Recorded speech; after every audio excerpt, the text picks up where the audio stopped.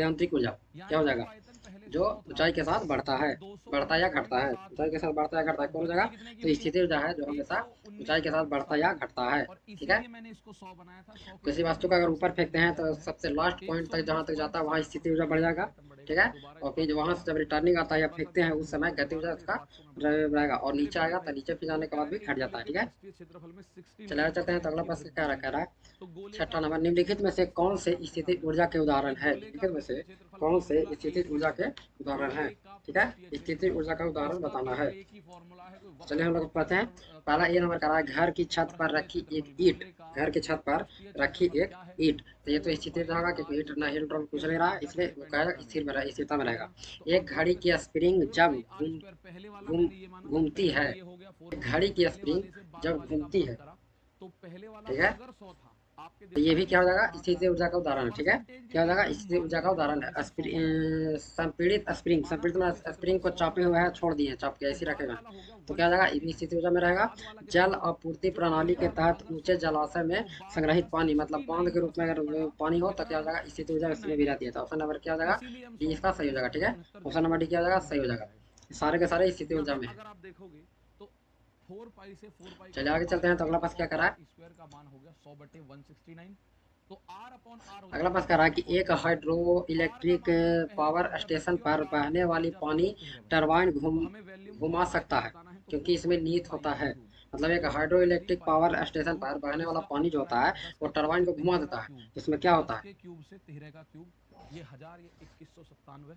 Answer करोगे तो वो आएगा 119.7। तो इसमें क्या होगा, तो ये घुमा हो कैसे गया देगा, तो जब तक गति जो है उसको में नहीं रहेगा 119.7। तब तक वो घुमा नहीं सकता। मतलब ठीक है, एक बच्चे तो को घुमा रहा है तब कुछ मतलब क्या बच्चों है, का उसमें कहना है गति जब हो जाए। कुछ ठीक है, दूसरा चलिए तरीका आगे है चलते हैं। कि तो भाई अगला पास क्या दूसरे करा है कि तरीके निम्न से में से लिखेंगे तो कौन सा आगे कथन गलत बढ़ोगे, है। ऐसे निम्न में करोगे से तो कौन सा बढ़ोगे। कथन तो गलत है। उसमें एक कह रहा है 4 संपीड़ित पाई आर स्प्रिंग टू में स्क्वायर, ये स्थितिज ऊर्जा आपको होता है, तो अपने ये तो दिमाग सही है में कि रखना संपीड़ित पड़ेगा। स्प्रिंग में 100 से स्थिति ऊर्जा होता है। बी 169 कह तक रहा है उठाए जो गए रेडियस हथौड़े में निकालनी है स्थिति तो ऊर्जा होती है। सेंटीमीटर हो जाएगी तो उठाए गए, रेडियस। उठा के रखे ये हुए तो आर ये कोई दिक्कत कैसे नहीं, पढ़ा उसमें भी कैसे? स्थिति ऊर्जा होता ये है, आप तो ये भी डायरेक्ट भी सही कर है। सकते थे, चल लेकिन कहा उसके लिए बांध मुझे के जल फॉर्मूला में पता है, मैं गतिज ऊर्जा फॉर्मूला होती है, बता नहीं, दूंगा, बांध के जल में हो स्थिति जाएगा। ऊर्जा होती है। क्या दिया, बांध के ओके, जल में क्वेश्चन ही आ गया। स्थिति ऊर्जा होती है। गतिशील कार में गति ऊर्जा होती है, तो गतिशील कार में गति ऊर्जा होता है, ये सही है। तो ऑप्शन नंबर सी इसका क्या हो जाएगा, सही हो जाएगा। क्या हो जाएगा, यार बांध के मेरे जल जवाब में से कोई गति हाँ ऊर्जा हाँ होती हाँ है, मैं हूँ, बताओ ये बताओ। जो गलत है। क्योंकि बांध के जल में क्या होता है, स्थिति ऊर्जा होता है। चलिए आगे चलते हैं। तो अगला प्रश्न क्या करा कि किसी जस्ट अपने निश्चित टेबल ऊंचाई बता पर दो पीडीएफ में उठे जाके। पानी, किसी निश्चित ऊंचाई पर उठे यहाँ हुए आपको पानी में स्थिति इसका कौन आंसर सा ऊर्जा बताना होता है। है। एक वॉशिंग मशीन की कीमत टीवी की कीमत से 40% कम है। लास्ट टाइम वाले ग्रुप डी में ये फेवरेट क्वेश्चन था। इसमें आप लोग को पता क्या हो जाएगा, तो नीचे तो पे ये उठे हुए थे, फेवरेट उठा हुआ है क्वेश्चन तो क्या था। हो जाएगा, स्थिति वॉशिंग ऊर्जा उसमें मशीन होगा, की क्या होगा, कीमत टीवी की कीमत स्थिति से ऊर्जा उसमें 40% होगा। कम है। ठीक है, क्या हो तो जाएगा, अगर स्थिति आपसे ऊर्जा पूछूं होगा, वॉशिंग क्योंकि मशीन निश्चित की कीमत ऊंचाई तक उठा किससे, हुआ है। ठीक तो है, मेरे प्यारे दोस्त टीवी की कीमत से। चलिए अगर अगले प्रश्न पे चलते वॉशिंग हैं। तो अगला मशीन प्रश्न की क्या करा, कीमत टीवी की कीमत से यदि है, साइकिल की अगर गति टीवी की दोगुनी हो कीमत जाए 100 तो है, गति ऊर्जा तो में हो टीवी जाएगा, से तो गति ऊर्जा 40% क्या हो यानी जाएगा, साइकिल 60 की कीमत है वो गति को दोगुना कर दिया जाए 20 तो उसके 30 60 गति 20 ऊर्जा में पंजे। क्या होगा। ये क्वेश्चन आप लोगों ने देखे होंगे, 20 30 60 20 पंजे। इसका तो चले बनाते हैं, अगर क्योंकि एक क्या होगा, वॉशिंग मशीन की तो कीमत गति ऊर्जा बराबर क्या 80% होता है, बढ़ा दी जाए और टीवी की कीमत 22% घटा दी जाए, तो के बराबर 7 हाफ। वॉशिंग मशीन और 6 टीवी की कुल कीमत में क्या परिवर्तन होगा। तो कितनी वॉशिंग मशीन है भाई, 6 वॉशिंग मशीन। तो मैं यहाँ 6 वॉशिंग मशीन लिख लेता हूँ। टीवी कितने हैं, 7 वॉशिंग मशीन है, 7 वॉशिंग मशीन है। टीवी कितने हैं, टीवी 6 हैं। तो जितनी इनकी संख्या है एम कम भी करो, स्क्वायर। ठीक है, 3 एकम 3 तो इसमें 3 क्या दूनी करा है 6, तो ये कि बनेगा 7 गति और को ये दोगुना बनेगा कर देना है, तो गति को 10। दोगुना कर दिए तो तो क्या होगा, आप लोगों के को बता बराबर दूं, 7 वॉशिंग मशीन और 6 टीवी की कीमत जो आई वो आई हाफ 7 और 100। 7 एम वॉशिंग मशीन और 6 टीवी की जो कीमत क्या आई होगा, दो वो का आ गई स्क्वायर, 7 और 100। तो मैं 7 जो और 100 टू को भी, मैंने गति मैं को है जो 700 भी को है 1000 उसको टू मान भी लूं, कर मैं देंगे, छोड़ दूं गति जीरो को और क्या वन करेंगे, खाली, क्यों? टू भी। क्योंकि तो यहाँ मुझे क्या हो जाएगा, टू परसेंटेज भी, में कुछ यहाँ क्या हो जाएगा, टू भी। ठीक है, तो आगे बनाते हैं तो क्या होगा, हाफ एम, दो दोनों का 4 भी स्क्वायर। तो यहाँ लिखते हैं, तो क्या हो जाएगा, हाफ, आगे 4 आगे कर देंगे, एम भी स्क्वायर। ठीक है, और इसको अगर मान ले समीकरण एक मान ले, तो समीकरण एक से अगर चलते हैं तो कितना है, के बराबर क्या है, हाफ एम स्क्वायर। तो 4 गुना, अगर समीकरण एक से चले, समीकरण एक मान लिए तो एक से चले तो क्या हो जाएगा, 4 गुना हाफ एम स्क्वायर के मतलब क्या है, के, मैंने क्या हो जाएगा, 4 गुना स्थिति ऊर्जा होगा, सॉरी गति ऊर्जा हो जाएगा, कितना होगा, 4 गुना होगा। ऑप्शन नंबर सी इसका सही हो जाएगा, 4 गुना गति ऊर्जा हो जाएगा। चलिए आगे चलते हैं। तो अगला प्रश्न क्या करा है कि परमाणु का नाभिक मॉडल पहली बार किसके द्वारा खोजा गया था। परमाणु का जो नाभिक मॉडल है वो पहली बार किसके द्वारा खोजा गया था। तो परमाणु का नाभिक मॉडल के पहली बार किसके द्वारा खोजा गया था, तो आप लोग सबको पता है किसको, option number A Ernest Rutherford, किसके द्वारा, रदरफोर्ड के द्वारा खोजा गया था। किसके द्वारा खोजा गया था, तो रदरफोर्ड के द्वारा खोजा गया था। ठीक है, परमाणु का नाभिक मॉडल प्रथम बार अर्नेस्ट रदरफोर्ड के द्वारा खोजा गया था। इसके अनुसार परमाणु का अधिकांश द्रव्यमान परमाणु के एक छोटे हिस्से में विद्यमान रहता है। ठीक है, जिसमें नाभिक, जिसे कहा जाता है नाभिक कहते हैं। इलेक्ट्रॉन नाभिक के चारों ओर ये निश्चित कक्षाओं में चक्कर लगाते रहते हैं। ये कक्षाएं एक निश्चित वृत्ताकार पथ की तरह होती है। जिसमें रहकर ऋणावेशित इलेक्ट्रॉन नाभिक के चारों ओर चक्कर लगाते रहते हैं। क्या कहते हैं? ऋणावेशित इलेक्ट्रॉन जो है नाभिक के चारों ओर चक्कर लगाते रहते हैं।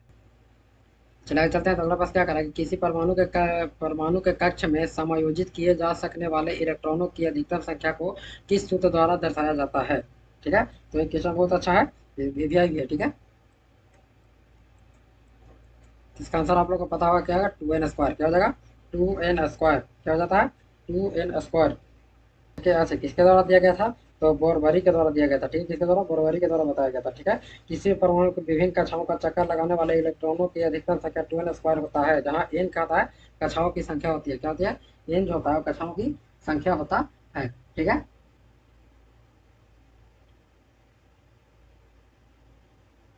अगर मान लीजिए तब अगर इसमें देखिए तो क्या होता है, अगर पहली कक्षा में कितना इलेक्ट्रॉन होगा, मान देखा जाए तो पहली कक्षा में तो क्या होगा, 2n²।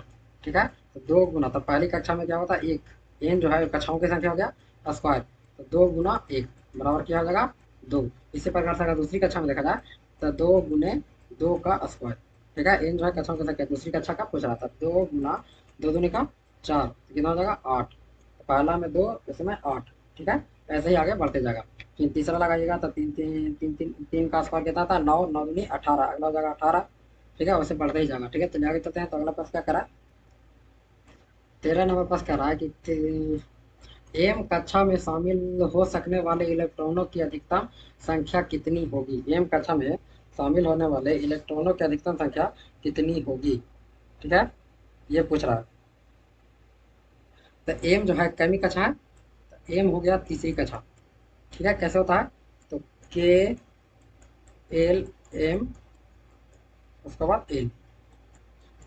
ठीक है, तो कैमी कक्षा है, तीसरी कक्षा है, तो तीसरी कक्षा है तो 2n² से निकालिए, 2 3 का स्क्वायर, 3 तिया का 9, 9 दूनी का 18, कितना हो जाएगा इलेक्ट्रॉन, 18। ऑप्शन नंबर सी इसका सही हो जाएगा। ठीक है, ऑप्शन नंबर सी क्या हो जाएगा, सही हो जाएगा, 18।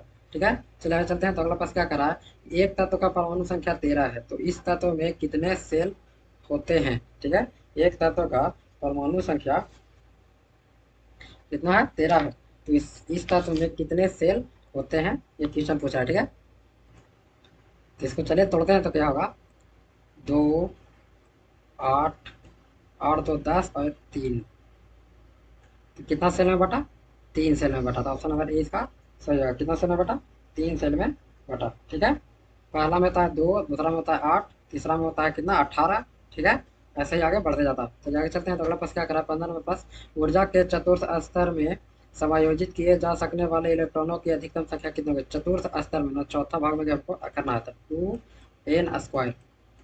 2 × n का मान मतलब चतुर्थ, मतलब 4 का स्क्वायर, कितना हो जाएगा, 2 गुना 4 का 16, 16 दूना 32, हमारा क्या हो जाएगा, 32 आंसर होगा। ऑप्शन नंबर बी क्या हो जाएगा, 32 इसका आंसर हो जाएगा। ठीक है, चलिए आगे चलते हैं। तो अगला प्रश्न क्या करा है कि इनमें से किस धातु का इलेक्ट्रॉनिक विन्यास 284 है? तो जोड़ दीजिए, 8 2 10, 10 और 4 14। ठीक है, 8 2 10, 10 और 4 14, 14 नंबर पर कौन सा आता है, 14 नंबर पर क्या आएगा, ऑप्शन नंबर डी, फिर क्या हो जाएगा, सिलिकॉन। कितना है, 8 2 10, 10 4 14 नंबर पे, कितना नंबर पे, 14, परमाणु संख्या कितना है, 14। चलिए आगे चलते हैं। तो अगला प्रयास क्या करा है कि कार्बन के इलेक्ट्रॉनिक विन्यास में शामिल कोषों की कुल संख्या कितनी है? कार्बन के इलेक्ट्रॉनिक विन्यास में, ठीक है, तो कार्बन का परमाणु संख्या कितना होता है, 6। तो इलेक्ट्रॉनिक विन्यास तोड़िए तो 2 8, लेकिन 8 नहीं आएगा, यहाँ पर क्या आएगा, 2 कट जाएगा तो कितना आ जाएगा, 4। कितना हो जाएगा, 4। पूरा इलेक्ट्रॉनिक विन्यास शामिल कोषों की कुल संख्या था, कोष कितना है, 2। तो ऑप्शन नंबर 20 का क्या हो जाएगा, सही हो जाएगा। ठीक है, कितना कोष है, 2 कोष है। ठीक है, चलिए अगले प्रश्न पे चलते हैं। अगला प्रश्न क्या करा,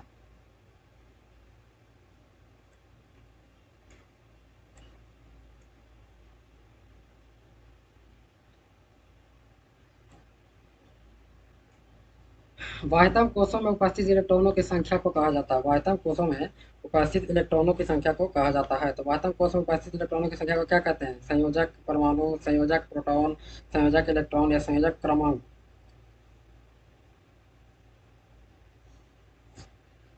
कहता है बाहरी कोषों में अगर करा तो बाहरी कोषों में उपस्थित इलेक्ट्रॉन का है, तो इलेक्ट्रॉन वाला में क्या होता है, संयोजक इलेक्ट्रॉन। क्या हो जाएगा, संयोजक इलेक्ट्रॉन। ठीक है, क्या हो जाएगा, संयोजक इलेक्ट्रॉन। ठीक है,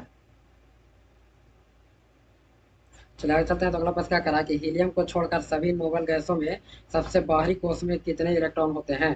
तो जितना भी अक्रिय गैस है, जैसे हीलियम को छोड़कर जितना भी अक्रिय गैस है, उसके बाहरी कोष में क्या होता है, 8 इलेक्ट्रॉन होता है। कितना होता है, 8 इलेक्ट्रॉन होता है। ठीक है, ऑप्शन नंबर डी, 8 इलेक्ट्रॉन होते हैं, मतलब अष्टक उनके पूरा हो जाता है। ठीक है, हीलियम का योग क्या होता है, हीलियम एक ऐसा है जिसमें सिर्फ 2 ही रहता है। ठीक है, हीलियम सिर्फ 2 ही रहता है। और बात है helium, neon, argon, krypton, xenon, radon, ये सब जितना है, इस समय क्या होता है, तो 8 ही रहता है। ठीक है, जैसे में देखिए हीलियम जो हुआ, हीलियम का होता है He, ये क्या होता है, दूसरे नंबर पर होता है, इसलिए इसको में सिर्फ 2 ही रहता है। ठीक है, नियॉन, नियॉन जो होता है, Ni जिसको कहते हैं, वो इसका कितना होता है, 10 इलेक्ट्रॉन परमाणु संख्या, तो कितना हो जाएगा, 2 8। ठीक है, अंत में क्या है, 8। आर्गन अगर देखेंगे तो आर्गन क्या है, 18, Ar18। तो इसको तोड़िए तो क्या होगा, 2 8 8, होना अंतिम में क्या है, 8। इसलिए ये सब अक्रिय गैस में क्या होता है, अंतिम में 8 ही रहेगा। ठीक है, चलिए आगे चलते हैं। तो अगला प्रश्न क्या करा, किसी तत्व का इलेक्ट्रॉनिक विन्यास 285 है, उसका तत्व का नाम क्या है। मतलब ये 285 इलेक्ट्रॉनिक विन्यास दिया है, लेकिन उसका तत्व का नाम बताना है। ठीक है, तो 8 2 10 5 15, तो 15 नंबर पे कौन होता है, सो पूछ रहा है। तो 15 नंबर पे क्या होता है, फास्फोरस। क्या आता है, फास्फोरस आता है 15 नंबर पे। ठीक है, फास्फोरस कितना नंबर है, 15 नंबर पे आता है। ठीक है, अगर उसके बाद सल्फर, सल्फर कितना होता है, ये सल्फर हुआ, तो सल्फर का कितना है, 16। इसको तोड़िए तो 2 8 6, क्या हो जाएगा, 2 8 6। उसके बाद से क्लोरीन, क्लोरीन अगर देखेंगे तो क्लोरीन का कितना है, 17, 17। तो इसको तोड़िएगा तो क्या, 2 8 7, क्या हो जाएगा, 2 8 7। ठीक है, उसके बाद से मैग्नीशियम, मैग्नीशियम का कितना होता है, तो ये होता है 12 परमाणु संख्या। इसको तोड़िए तो क्या होगा, 2 8 2, क्या हो जाएगा, 2 8 2। ठीक है, चलिए आगे चलते हैं। तो इसी प्रकार से अगर क्वेश्चन क्या करा, एक वृक्ष की बाहरी संरक्षित परत होती है, एक वृक्ष की बाहरी संरक्षित परत होती है, क्या होती है, तो क्या कहते हैं, तो कहते हैं बलकल। क्या कहता है, बलकल कहा जाता है। ठीक है, वृक्ष की बाहरी छाल या बलकल ही संरक्षित परत होता है। क्या होता है, बाहरी छाल या बलकल ही संरक्षित परत होता है। ठीक है, क्या होता है, संरक्षित परत होता है। चलिए आगे चलते हैं। तो अगला पास क्या करा है, निम्न में से कौन सा एंजाइम प्रोटीन का विखंडन करता है, निम्न में से कौन सा एंजाइम प्रोटीन का विखंडन करता है। ठीक है, तो कौन सा एंजाइम है जो प्रोटीन का विखंडन करता है, लाइपेज, एमाइलेज, टाइलिन या पेप्सिन। इसमें आपको लोग दिख रहा है पहले से कि प्रोटीन का विखंडन करने के लिए किसको, तो पेप्सिन, प्रोटीन का विखंडन कौन करता है, तो पेप्सिन करता है। कौन करता है, पेप्सिन, प्रोटीन का विखंडन पेप्सिन करता है। ठीक है, चलिए आगे चलते हैं। तो अगला पास क्या करा, अगला पास कह रहा है कि जीवों में प्रोटीन निर्माण के लिए सूचना स्रोत क्या है। ठीक है, जीवों में प्रोटीन निर्माण के लिए सूचना स्रोत कौन क्या है, तो प्रोटीन निर्माण के लिए सूचना स्रोत कौन सा हो जाएगा, तो हो जाएगा DNA, option number C, DNA. ठीक है, जीवों में प्रोटीन निर्माण के लिए सूचना स्रोत डीएनए है, D oxy ribo nucleic acid होता है। ठीक है, पूरा नाम क्या होता है, तो D oxy ribo nucleic acid. ठीक है, प्रत्येक जीवित कोशिका के लिए अनिवार्य है, और जो इन कोशिकाओं में गुण सूत्रों का पाया जाता है, क्या जाता है, कहाँ पर क्या पाया जाता है, तो गुण सूत्र पाया जाता है। ठीक है, चलिए आगे चलते हैं। तो अगला प्रश्न क्या करा कि किस एंजाइम को पाचन प्रक्रिया में अपना कार्य करने के लिए क्लोरिक अम्ल की उपस्थिति की आवश्यकता होती है। जो कौन सा ऐसा एंजाइम है जो पाचन प्रक्रिया में अपना कार्य करने के लिए हाइड्रोक्लोरिक एसिड की आवश्यकता पड़ती है। ठीक है, तो इसका आंसर क्या होगा,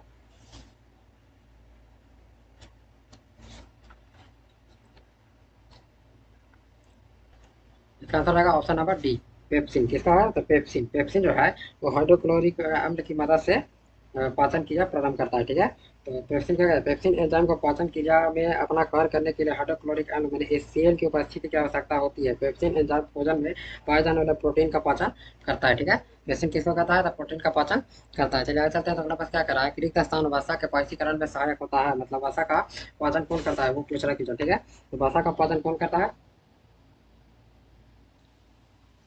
तो क्या होगा ऑप्शन नंबर डी पीत लवन किया जाता है, पीत लवन के द्वारा किया जाता है। तो क्या पीत लवन के द्वारा किसके द्वारा किया जाता है, तो वसा का वाष्पीकरण किया जाता है, वसा का पाचन किया जाता है। ठीक है, चलिए आगे चलते हैं। तो अगला प्रश्न क्या करा कि इनमें से कौन सा एंजाइम स्टार्च को सरल शर्करा में विखंडित करता है, यानी इसमें से कौन सा एंजाइम है जो स्टार्च को सरल शर्करा में विखंडित कर देता है। ठीक है, तो स्टार्च को विखंडित कौन करता है इसमें, तो इसमें करता है एमाइलेज। क्या कहता है स्टार्च को कैसे कौन करता है, तो एमाइलेज करता है। ठीक है, पेप्सिन जैसे पहला दिया पेप्सिन, तो पेप्सिन एमाइलेज क्या है, तो sorry pepsin enzyme, pepsin enzyme कहता है प्रोटीन का पाचन करता है, लाइपेज किसका करता है, तो वसा का पाचन करता है।